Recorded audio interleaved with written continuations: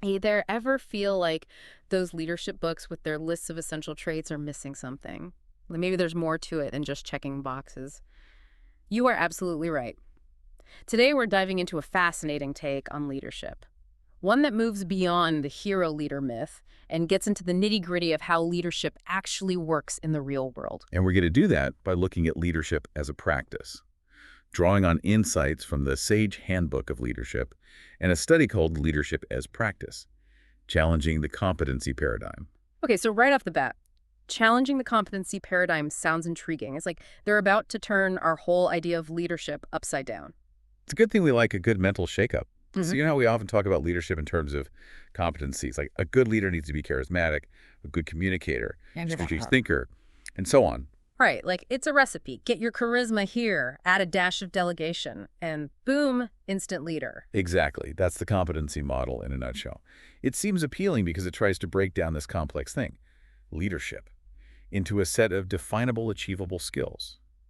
But one of our sources today, the Carroll article, points out that this approach, while tempting, has some fundamental flaws. Okay, I'm all ears. Spill the tea on why this competency model isn't all it's cracked up to be. Well, for starters, it assumes one size fits all. It's like saying you could use the same map to navigate a bustling city in a remote island. The context matters. And leadership, just like navigating different terrains, requires flexibility and adaptation. So knowing how to delegate tasks effectively might make you a rock star project manager, Hmm. but that doesn't automatically make you the best person to lead a brainstorming session or navigate a company crisis. Exactly. And here's where it gets even more interesting. Carroll points out that the very definition of competency, as it's often used, is inherently individualistic. It focuses on the leader as a lone wolf, separate from the pack. But leadership doesn't happen in a vacuum, does it? Absolutely not. It's all about how people interact, how they influence each other, how they work together or don't towards a common goal. Right. And the competency model, with its emphasis on individual traits, often misses this crucial aspect of collective dynamics. It's like trying to understand a symphony by only analyzing the individual notes played by each musician. You'll miss the harmony, the rhythm, the overall impact of the music. Okay, so if the competency model is like trying to understand a symphony by just listening to individual notes, how does this whole leadership as practice idea help us hear the whole orchestra, so to speak? That's a great analogy. And to answer your question, these sources encourage us to shift our focus from the individual leader to the collective, to the interactions, and to those often unspoken ways things get done. Instead of analyzing leaders like specimens under a microscope, we need to zoom out and look at the entire ecosystem in which leadership emerges. So less about hero leaders and more about understanding how direction and influence actually play out in the real world. Exactly. One of our articles, the Crevani and Lammi study, calls this the logic of practice. They argue that instead of seeing leadership as something a leader does to followers, we need to look at how direction emerges from the collective. I'm really curious about this idea of logic of practice. It sounds like it goes beyond just the interactions between people. You're right, it does. Crevani and Lammi highlight something they call the materiality of leadership, which might sound a bit academic at first, but it's actually quite fascinating. They're basically saying that we need to pay attention to the physical space, the objects, the technology, all the stuff that surrounds us, because it all influences how we lead and how we follow.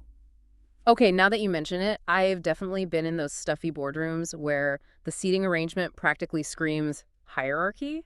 Mhm. It's like the furniture itself is trying to tell you who's in charge. Precisely. The physical environment can either reinforce old patterns or open up new possibilities for how we interact and lead.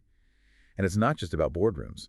Think about how open-plan offices, for example, can either foster collaboration or lead to constant distractions. The design of the space matters. That's such a good point. It makes you wonder how much we try to change leadership behaviors without considering the environment in which those behaviors take place. Absolutely. And here's another example from Crevani and Lammi that really brings this to life. You talk about how we often equate a CEO giving a speech with leadership in action. But they challenge us to ask, what if we shifted our attention from the CEO's words to what happens in the room afterward? How do people react? What actions do they take or not take based on what they heard? So it's not about the leader's intention, but the collective response. Exactly. Crevani and Lammy are saying that to truly understand leadership as practice, we need to look at those everyday interactions, those subtle cues, those often invisible forces that shape how people behave and how influence unfolds in any given situation. And this leads us to some really compelling insights from Carroll's research on leadership development. Okay, I'm ready for those aha moments. What did they find out? Well, Carol's team interviewed people who had gone through leadership development programs. And what's fascinating is that when asked to reflect on what they learned, these individuals didn't talk about mastering specific leadership skills. They didn't. So what did they say? They talked about profound shifts in their habits and their awareness of themselves and others, and how they fundamentally viewed leadership. It was less about adding new tools to their toolbox and more about a deep personal transformation in how they showed up as leaders. And one of the most striking themes that emerged was this idea of undoing oneself. Undoing oneself. That's a powerful image. What does that look like in practice? Well, Carol includes a bunch of quotes from the participants in their study, and one that really stuck with me was someone saying, "It's the extent to which I undo myself." Wow, so it's not just about adding on new skills, it's about letting go of old habits, old assumptions, maybe even old versions of yourself that no longer serve you as a leader. Exactly. It's like hitting the reset button on how you view leadership and your role within it. Undoing yourself to become a better leader. That's such a thought-provoking concept. It's like you're saying leadership development isn't about building yourself up into some kind of perfect leader, but rather about breaking down those ingrained habits and assumptions that might actually be holding you back. That's exactly it. And this idea of undoing ties into a concept that both of our sources today emphasize, which is the importance of tacit knowledge in leadership. Tacit knowledge. I have to admit that one sounds a bit intimidating. Can you break it down for me? Of course. Tacit knowledge is basically all that wisdom, experience, and intuition that we gain through years of navigating the world and interacting with others. It's the stuff we often can't quite put into words.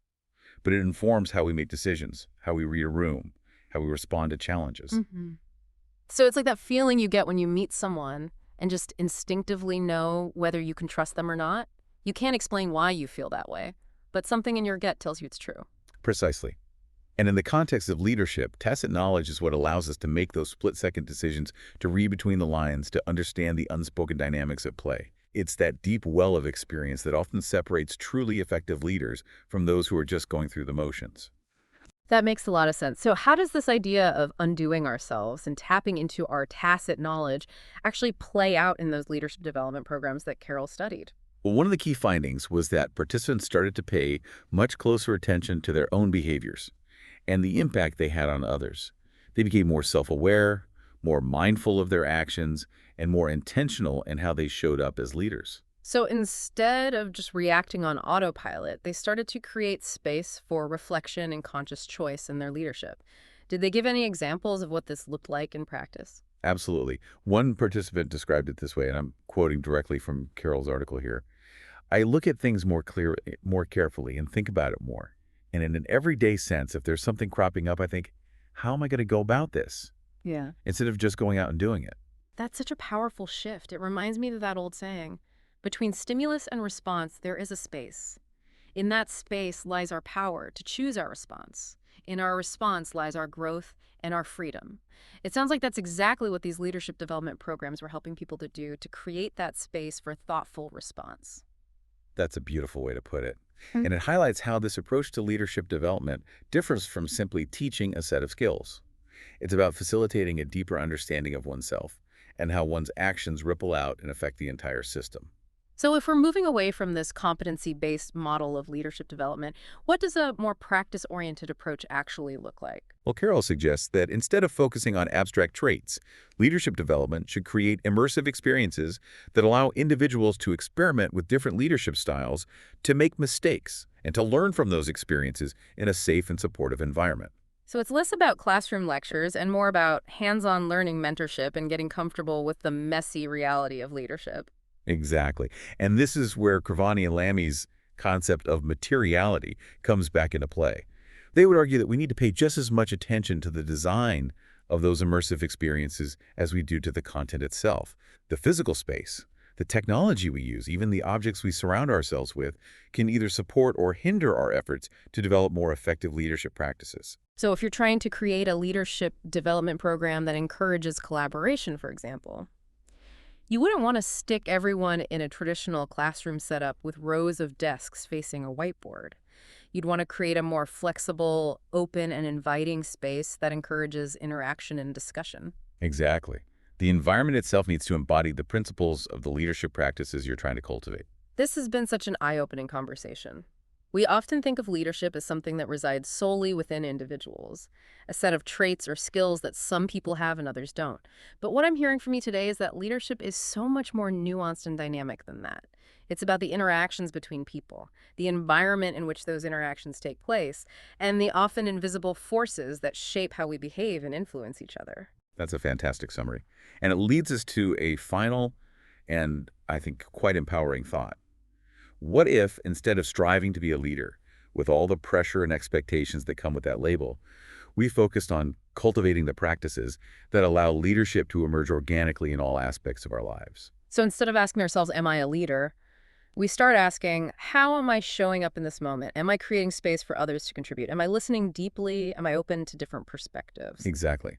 Those practices, they're available to all of us, regardless of our job title or position. I love that. This deep dive has given us a lot to reflect on. So as you go about your day, pay attention to those everyday moments where leadership is emerging both in yourself and in those around you. And ask yourself, how can I cultivate those practices in my own life? How can I create the conditions for leadership to flourish in my team, my organization, and my community? That's it for today's deep dive. We'll be back next time with another thought-provoking topic. Until then, keep learning, keep growing, and keep diving deep.